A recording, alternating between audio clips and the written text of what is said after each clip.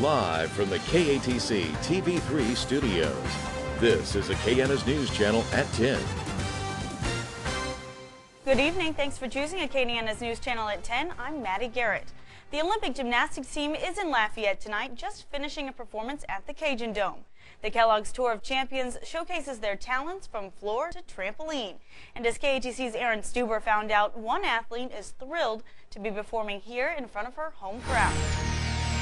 Savannah Vincent of Lafayette is the first American to ever make the trampoline finals and has returned proudly, placing 6th in the world. She says she is thrilled to be back home. It's really exciting for me. I've been ready for this all week, to be here and performing at the Cajun Dome and just being able to see familiar faces, because not everywhere I go I know someone. So it's nice to have, a great support group here, and they're all going to come out and watch. So it's wonderful to be here. Savannah says the Olympics has inspired her to continue pursuing her dreams. The next step, training for the 2016 Olympics in Rio.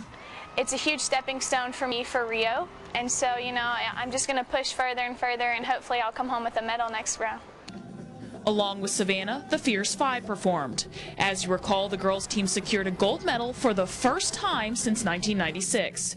Nastia Lukin, who is part of the 2008 Women's Olympics team, is also part of the all-star cast. She says it's an honor to be part of the group. I've gotten to know all the girls and the guys really well over the past few years, so to see them achieve some of their dreams and goals was really fun. In Lafayette, Aaron Stuber, KATC TV3.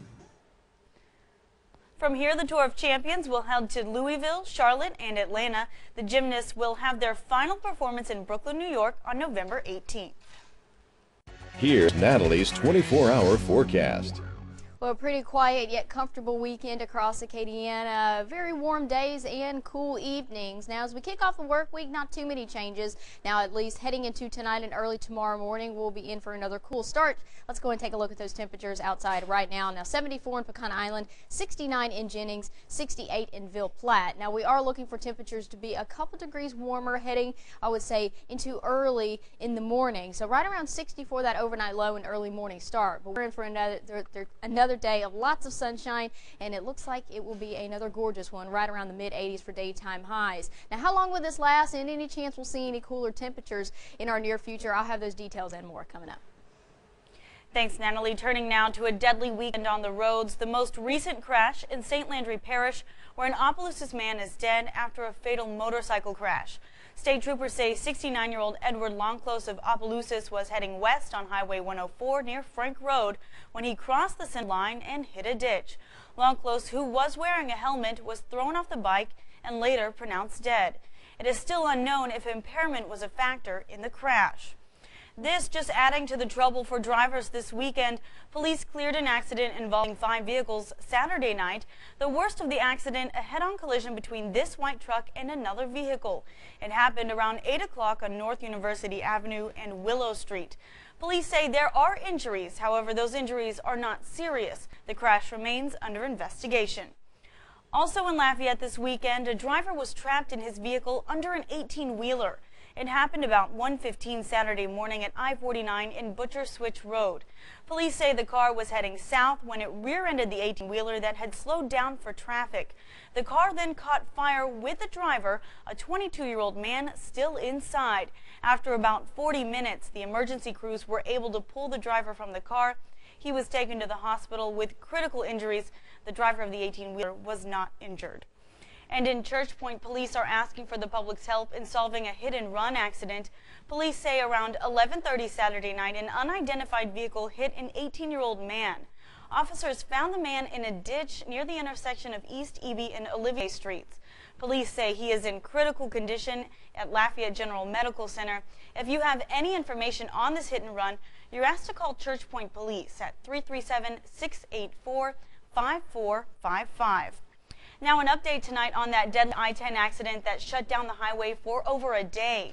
Environmental officials say they are still trying to figure out whether that drilling mud spilled on the highway in St. Martin Parish will need more cleanup.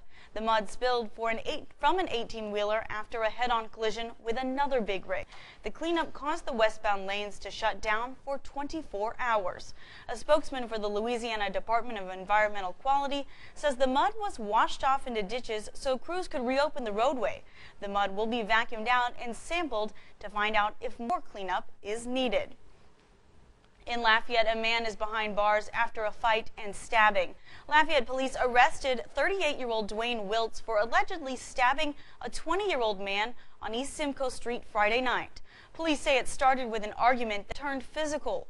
The victim was taken to the hospital and listed in stable condition. However, Wiltz is charged with second-degree murder. This, according to the Lafayette Parish Jail. His bond is set at $150,000. Plans for a new $5 million City Hall are on display in Jennings. The plans include renovating the former All West building and adding a gallery to move the Ziegler Art Museum into the City Hall building.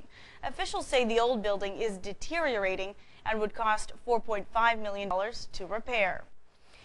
In state news, the sudden cuts to the LSU hospital system are getting a second look. The state's Public Affairs Research Council says Governor Bobby Jindal and LSU should slow down their efforts to shrink the state's public hospital system. The group is calling for more transition time to give private hospitals a chance to pick up the slack from the LSU hospital system cuts.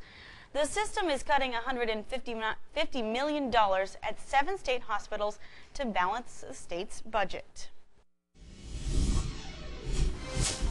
And coming up, a festival held at Blue Moon, but it's not to support music. We'll tell you all about it at 10:21. And with 16 days to go until Election Day, we head over to the